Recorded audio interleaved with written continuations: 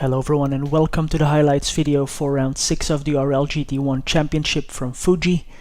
The qualifying session here was held in monsoon conditions. The rain was pouring down, so everyone had to put those qualifying tires back into the garage and put on the full wets. And it was Mikko Korkiakoski with a lot of success ballast still putting his Celine S7R on the pole in front of his teammate Florian Kutz with only 3/10 between them, which is very close in these conditions. Sten Mikkel Olsen was only 0.05 of a second from the second position on the front row, so a very good qualifying from him as well. In the AM Cup it was Nikolai Gairov taking the pole in front of David Nesbitt and then Andrei Golubnichi in third. So let's have a look at the highlights of the race. So here we are on the grid at Fuji. Let's have a look at the start of the front runners. Mikko Korkiakoski gets away well, and in the second phase Sten Mikkel Olsen drops back a lot. They're 4 wide here, 4 abreast on the straight, and then a very big incident with a lot of almost all the cars involved in turn 1, a big mess. A lot of cars at fault, missing their braking point, but everyone could get going again. And let's see how this pans out throughout the 70-minute race. Tony Ukic managed to avoid the chaos and went to first position. Florian Kutz had to fight to get back past Ilya Isayenko after the first turn, but he's in second place. And then here Kimi Martikainen battling with Nikolai Gairov, battling with Sten Mikkel Olsen, sorry, Nikolai Gairov just behind him. So although we had a first turn incident, everyone's still very close to each other. All 27 drivers, although Angelo Guidici blew his engine on the start-finish straight as Mark Fuller locks the brakes, brakes a bit late and causes a bit of a bumping, but nothing major here. So we are almost at the end of lap 1. Angelo Guidici retired and Nemanja Manojlovic struggling with a broken car heading back to the pits. So it's Tony Ukic from Florian Kutz, then Ilya Isayenko. Good start for him, his best position in a URL race so far. Then Reinhard Berger, Robert Horvat getting past Greg Metcalf, if I'm not mistaken.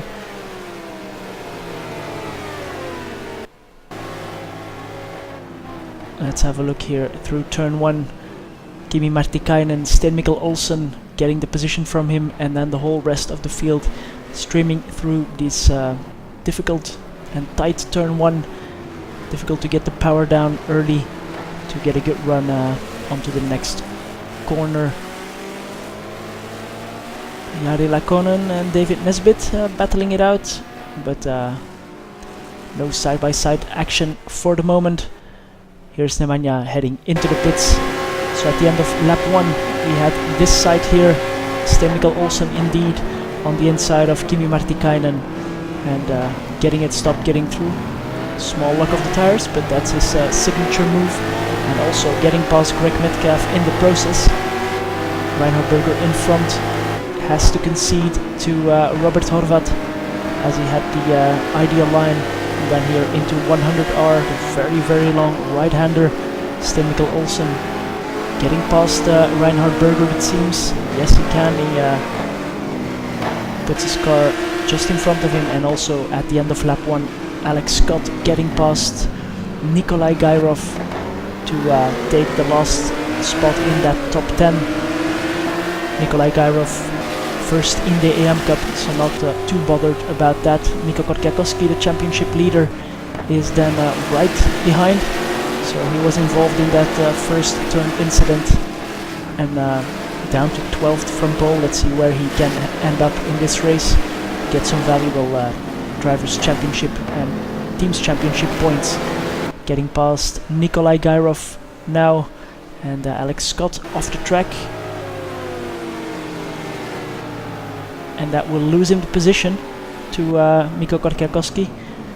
He doesn't have to be asked twice. Kimi Martikainen facing the wrong way after his spin, made up of a mistake of his own, unfortunately.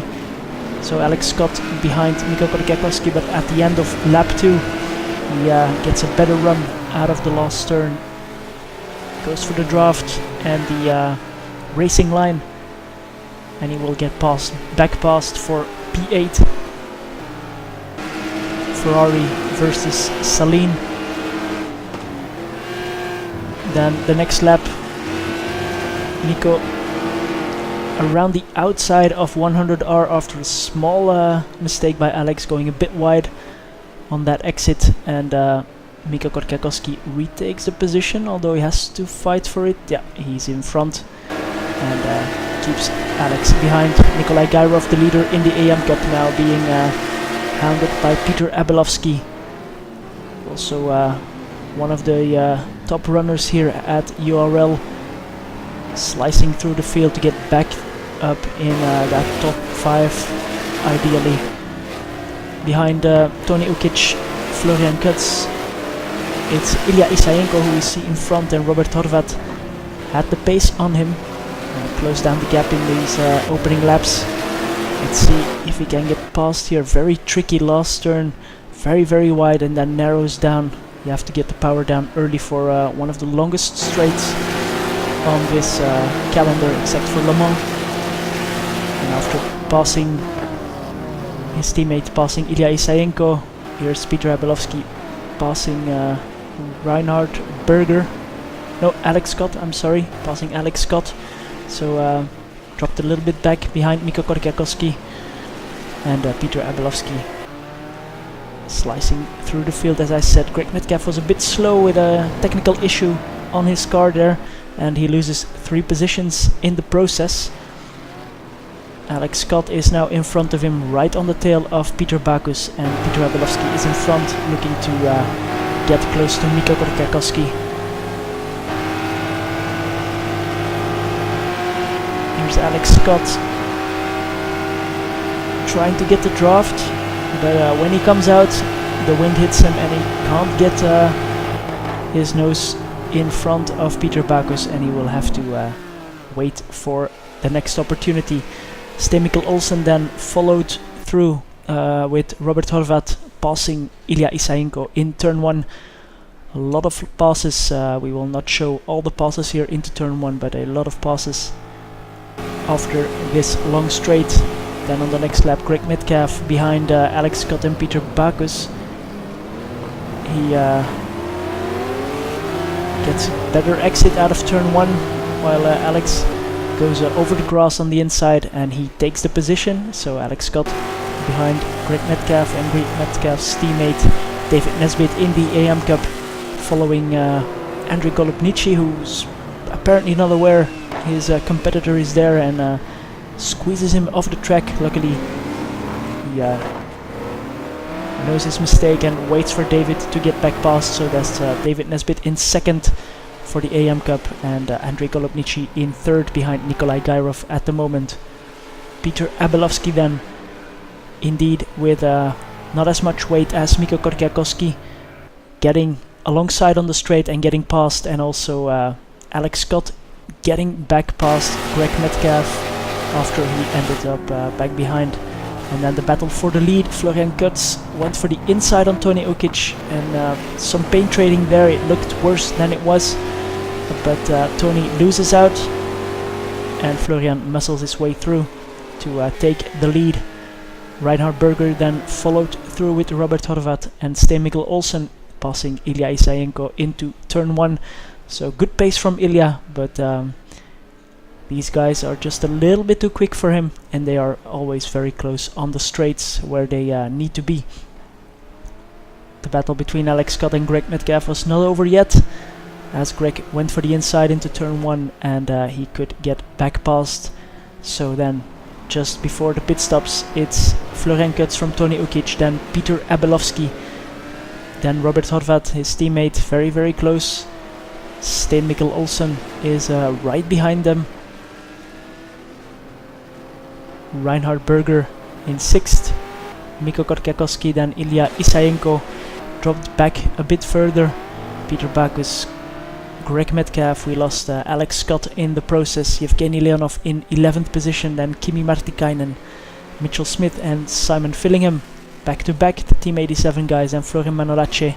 Jari Lakonen in 16th position, Mark Fuller in 17th, David Nesbitt second in the AM Cup, then Vladimir Jelicic making a return to URL, and Felix Boucher trying to unlap himself, but causing Greg Metcalf some grief, causing him to retire from the race. So unfortunately, bad incident there for Felix Boucher. And Alex Scott, Andrei Golubnici and Miguel Santiago Carao had already retired from the race. Peter Abelovsky closed the gap down to Tony Ukic in 2nd position, and he went into the pits. And this is how it was after the pits. Robert Horvat came out in front of Peter Abelovsky, but he would get that position back, Peter. And they're not too far back from Florian Kut, so he has to be on his toes. Then Reinhard Berger and Sten-Mikkel Olsen, they switched positions in the pits, as the Lamborghini is a very thirsty car. Then Mikko Korkiakowski up to 6th, Peter Backus 7th, Ilya Isayenko 8th, Felix Boucher in 9th after an early pit stop. Nikolai Gairov 1st in the AM Cup, still in the top 10 for now. Mitchell Smith, Simon Fillingham in 11th and 12th, then Florin Manolace, Mark Fuller, Jari Lakonen in the 4GT, followed by his teammate Vladimir Jelicic, as I said, returning to URL after a year's hiatus. Then Nemanja Manojevic, David Nesbitt, Kimi Martikainen stranded here. So only 2 AM guys running, which gives them a lot of points, and unfortunately Simon Fillingham getting punted off the track in a lapping incident, while Robert Horvat and Peter Abelovsky were getting past. He loses the position due to that to Florin Manolace, and his teammate Mitchell Smith was right on the tail of Nikolai Gairov in the 2nd stint, trying to make the pass to get into the top 10, but the Lamborghini is very quick on the straight. That's where it uses all that fuel. But Mitchell gets it stuck with the good braking Aston Martin and gets P10. Nemanja Manojevic had to pit on lap 1, but he's still running, and he's picking up the pieces. He's in 17th position, and these guys are being lapped. Vladimir Jelicic is right in front of him. Yes, and on the next turn, the next tight section, Vladimir makes a small mistake, then has to avoid Peter Abelovsky spinning out, and spins out himself. So that gives Nemanja Manojevic that position. Let's look at that again from Robert Horvat's perspective. His teammate right in front gets onto the power too early, and he spins his Saleen, luckily not affecting Robert too much to keep P2 right behind Florian Kutz. Then here Mitchell Smith versus Felix Boucher for P9. And this is not the last we have seen from this battle, as on the next lap Felix would get passed on turn 1, and then 1 lap later Mitchell Smith would make a weird mistake here on turn 1, locking the brakes, stopping the car completely, and giving the position to Nikolai Gairov. But Mitchell would get that position back, P10, back from Nikolai Gairov into turn 1. Nikolai tries to do the undercut, but he can't get the power down early enough, so Mitchell Smith is now in 10th position. Then on the last lap Florian Kutz will take the win here at Fuji, followed by Robert Horvat right in between this battle for P10, and followed by Peter Abelovsky. Then Reinhard Berger is behind him, Sten-Mikkel Olsen as well. Mikko Korkiakowski made it up to P6, Peter Backus in 7th, and Ilya Isayenko is currently in 8th, but he's being hounded by Felix Boucher, Mitchell Smith and Nikolai Gairov. That battle we just saw. And let's see how this pans out on the very last lap of the race. Felix Boucher looks quick. He goes for an opportunistic move, has to lock the brakes, and braked way too late to get everything there, and lost out himself. Luckily no consequences for Ilya, and that gives Mitchell Smith P9. Robert Horvat is right behind these guys, but he's not able to get close enough to Florian Kutz to take the win. So he will let these guys battle it out on the final turn here. Mitchell Smith, can he get a good exit to take another position on the last lap from Ilya Isaenko? He's in front at the moment, I think, but the McLaren is very quick on a straight line. And I think, yes, that's Ilya still keeping 8th position, Felix Boucher in 10th, and Nikolai Gairov just behind in 11th, and Florin Manolace will finish in 12th position. Simon Fillingham then in 13th, a bit lonely behind that battle. Mark Fuller in 14th, Jari Lakonen in 15th, and Nemanja Manojlovic just outside the points in 16th, followed by Vladimir Jelicic. We saw that change of positions. David Nesbitt would take the 2nd place in AM. Kimi Martikainen is still in the gravel, and as you can see, we had quite some non-finishers, but on the last lap something else happened. Here's riding with Reinhard Berger. Peter Abelovsky is in 3rd position, just in front, and they're split by Florin Manolace, if I'm not mistaken, but Peter Abelovsky running out of fuel, closing the gap very quickly, and Reinhard Berger gets through. Sten Mikkel Olsen has to slot in behind in the standings, so let's have a look what happened there. Florian Kutz taking the win, 5 seconds only in front of Robert Horvat after he inherited the win from Tony Ukic. It was very, very close, but Tony lost connection from 1st position, handing Florian Kutz the 1st position here, and he would not give it up anymore. Then, as we see, Reinhard Berger less than a tenth, 4 thousandths of a second clear of Peter Abelovsky, who ran out of fuel on the last lap, actually on the straight even. Sten Mikkel Olsen in 6th was just behind to take P5. Then, as we said already, Nikolai Gairov taking the win in AM from David Nesbitt in 18th, and a lot of non-finishers, the most particular one, Tony Ukic, as we explained. So that was it for the highlights of the Fuji round of the URL-GT1 Championship. Next week we are going to Daytona, to the road course, for 35 laps for round 7 of the GT1 Championship. If you like what you see, subscribe to our channel, and especially join UnitedRacersLeague.com to get racing in GTR2 or Assetto Corsa in GT1s and GT3 cars. So see you there. We have a very friendly community, so just hop in, say hello, and you'll be racing with us in no time.